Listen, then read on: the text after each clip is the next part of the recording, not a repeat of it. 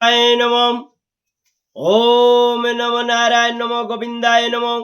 ওম নমো ভগবতে লোকনাথায় নমঃ।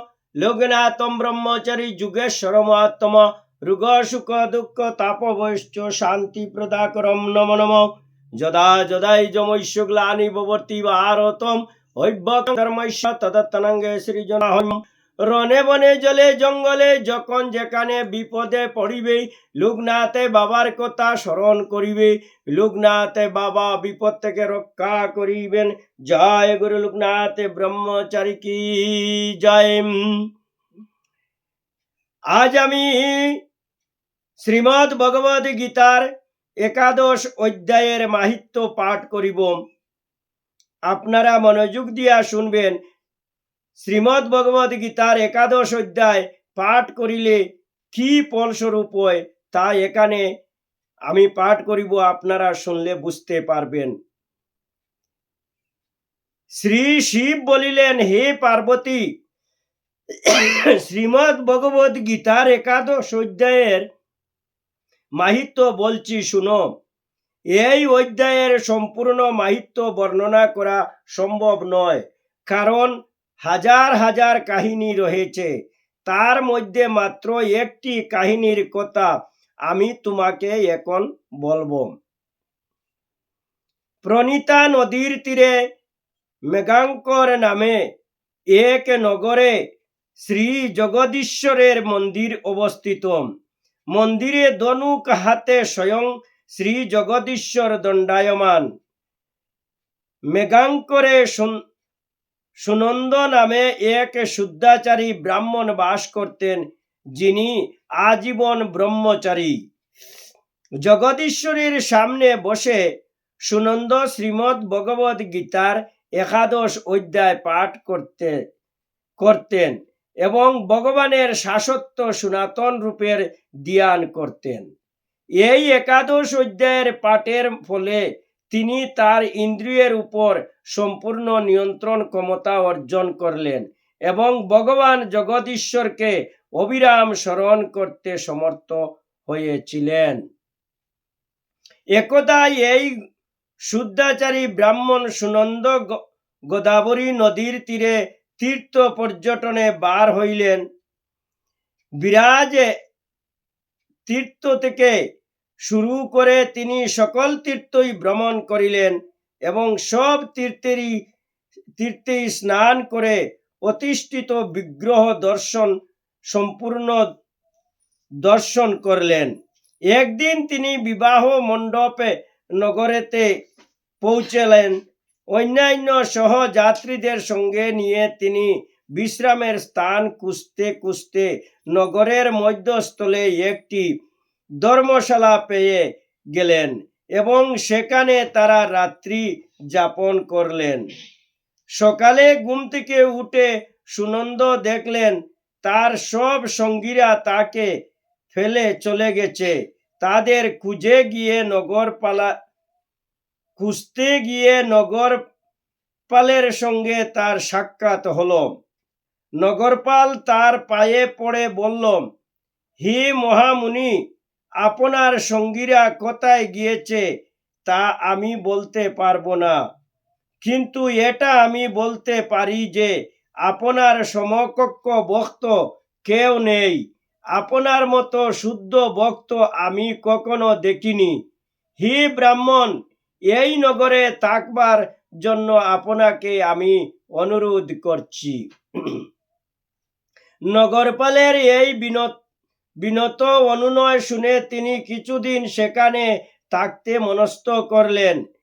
আর সুনন্দের স্বাচ্ছন্দ্যপূর্ণ অবস্থিতির জন্য সব ব্যবস্থাই তিনি করলেন এবং নিজে রাত্রি দিন তার সেবায় নিযুক্ত থাকলেন।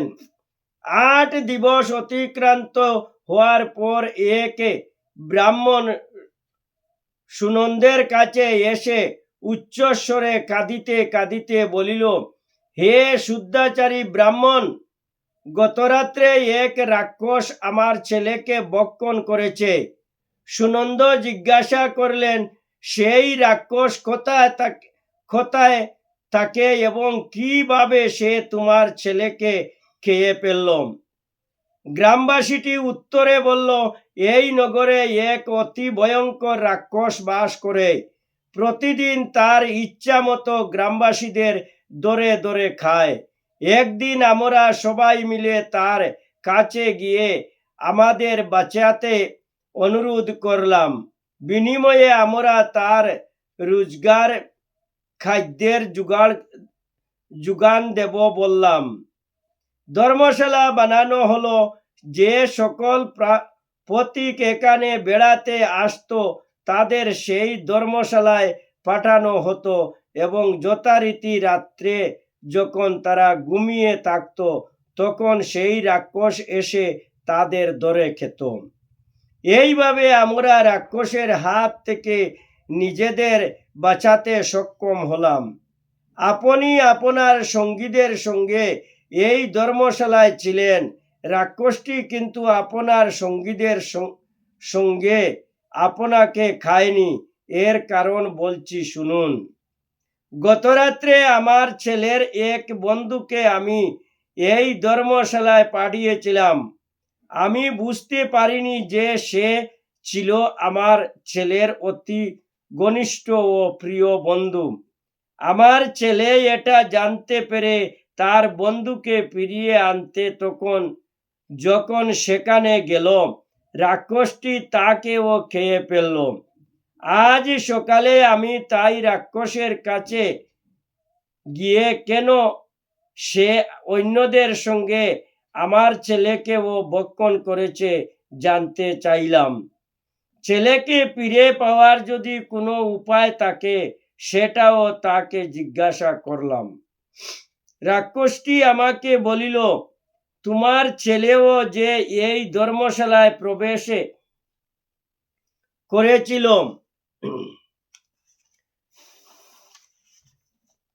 আমি তা জানতাম না, তাই অন্যদের সঙ্গে তাকেও আমি খেয়ে ফেলেছি। এখন তাকে ফিরে পাওয়ার একটা মাত্রই উপায় আছে।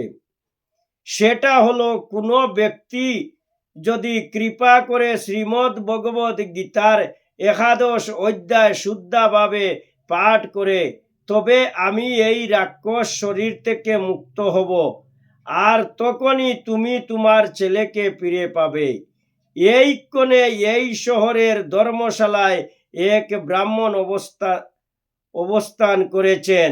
আমি তাকে ভক্ষণ করিনি, কারণ তিনি প্রতিদিন শ্রীমদ্ ভগবদ গীতার 11 অধ্যায় পাঠ করেন। তিনি যদি এই অধ্যায়টি 7 বার পাঠ করেন, আমার শরীর পবিত্র জল ছিটিয়ে দেন, তাহলে আমি এই রাক্ষসের অভিশপ্ত দেহ থেকে মুক্ত হব। সুনন্দ গ্রামবাসীটির কাছে জানতে চাইলেন কি পাপ এই ব্যক্তিটি করেছিল যার জন্য তার এই রাক্ষস শরীর লাভ হয়েছে।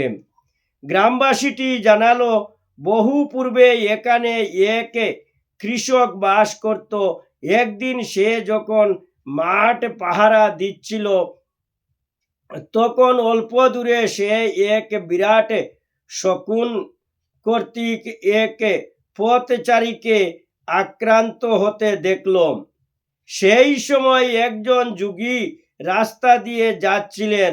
লোকটিকে শকুন কর্তৃক আক্রান্ত দেখে দৌড়ে তাকে সাহায্য করতে গেলেন, কিন্তু ততক্ষণে অনেক বিলম্ব হয়ে গেছে। তখন যোগী পুরুষটি কৃষকের উপর ক্রুদ্ধ হয়ে বলিলেন, অন্যকে চোর ডাকাত সাপ আগুন অস্ত্রের দ্বারা আক্রান্ত করতে দেখে যদি কারো সাহায্য করার ক্ষমতা থাকা সত্ত্বেও সাহায্য করতে এগিয়ে না আসে, যমরাজ তাকে শাস্তি দেবে। বহুকাল নরকের জ্বালা বুক করে সে নেকড়ে হয়ে জন্মায়। আর কেউ যদি কাউকে প্রয়োজনের সময় সাহায্য করে তবে নিশ্চিতই ভগবান বিষ্ণু তার প্রতি তুষ্ট হন। কেউ যদি গরুকে কোনো হিংস্র জন্তুর হাত থেকে নিজ জাতির মানুষের হাত থেকে অথবা দুষ্ট নিজ জাতির মানুষের হাত থেকে অথবা দুষ্ট শাসকের হাত থেকে বাঁচাতে চেষ্টা করে সে ভগবান বিষ্ণুকে লাভ করে। দুষ্ট কৃষক লোকটিকে শকুনের দ্বারা আক্রান্ত দেখেও তুই তাকে বাঁচানোর কোনো চেষ্টাই করিসনি, তাই তোকে রাক্ষস হয়ে জন্মাতে অভিশাপ দিচ্ছি। কৃষকটি বলিল, সারা রাত আমি মাঠ পাহারা দিয়েছি, তাই আমি খুব ক্লান্ত। অতএব হে মুনিবর, দয়া করে আমাকে কৃপা করুন। যোগী বলিল, কেউ যদি শ্রীমদ্ ভগবদ গীতার 11 অধ্যায় পাঠ করে তোমার মস্তকে জল সিঞ্চন করে তাহলে তুমি পাপ মুক্ত হবে। গ্রাম্য লোকটি বলিল, প্রিয় সুনন্দ, কৃপা করে আপনি এই রাক্ষসের মাথায় পুত পবিত্র জল ছিটিয়ে দিন। গ্রামবাসীদের কাছে এই ইতিহাস শুনে সুনন্দ তার সঙ্গে সেই রাক্ষসের কাছে গিয়ে শ্রীমদ্ ভগবদ গীতার 11 অধ্যায় পাঠ করে সেই রাক্ষসের মাথায় জল সিঞ্চন করলেন। সঙ্গে সঙ্গে রাক্ষসটি ভগবান বিষ্ণুর মতো চতুর্ভুজ মূর্তি ধারণ করল। আর সেই রাক্ষসী শুধু নয়, তার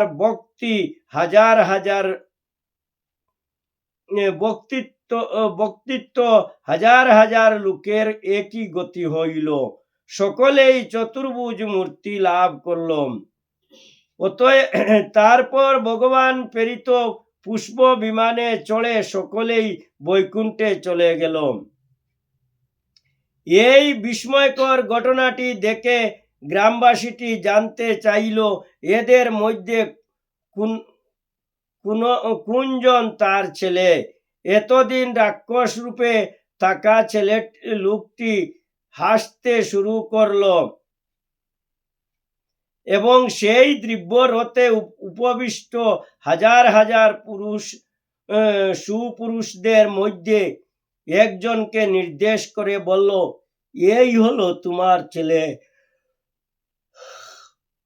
গ্রামবাসীটি তার ছেলেকে তার সঙ্গে বাড়ি যেতে মিনতি করল। পিতার অনুরোধে হেসে পুত্রটি বলিল, হে মহাশয়, বহু জন্ম ব্যাপী তুমি আমার এবং আমি তোমার পুত্র হয়েছি, কিন্তু এখন এই মহান শুদ্ধ ভক্ত সুনন্দের কৃপায় জন্ম মৃত্যুর চক্র থেকে মুক্ত হয়ে এখন আমি আমার প্রকৃত গৃহ বৈকুণ্ঠে যাচ্ছি। মহাশয়, অনুগ্রহ করে সুনন্দের পাদপদ্মে শরণ নিয়ে শ্রীমদ্ ভগবত গীতার 11 অধ্যায় স্মরণ করো, তাহলে তুমিও ভগবান বিষ্ণুর আবাসে বৈকুণ্ঠে বাসে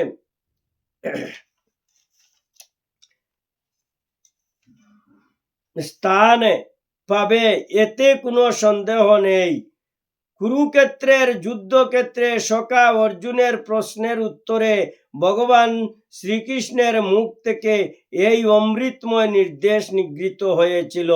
এই আলোচনা ও গীতার 11 অধ্যায়ে পাঠ শুনে যে কেউ জন্ম মৃত্যু চক্রে ও দৃঢ় বন্ধন ছিন্ন করতে পারে।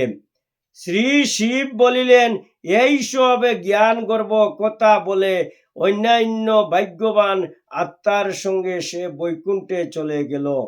তার পিতা সুনন্দের কাছ থেকে শ্রীমদ্ ভগবদ গীতার 11 অধ্যায় শিক্ষা করে এবং অনতি বিলম্বে তারাও বৈকুণ্ঠে চলে যায়। প্রিয় পার্বতী, সকল পাপ কর্মের প্রতিক্রিয়া নাশে সক্ষম শ্রীমদ্ ভগবদ গীতার 11 অধ্যায়ের মাহাত্ম্য তুমি স্মরণ করিলে। ওম নমো ভগবতে বাসুদেবায় নমো। ওম নমো নারায়ণ নমো গোবিন্দায় নমো। ওম নমো ভগবতে লোকনাথায় নমো।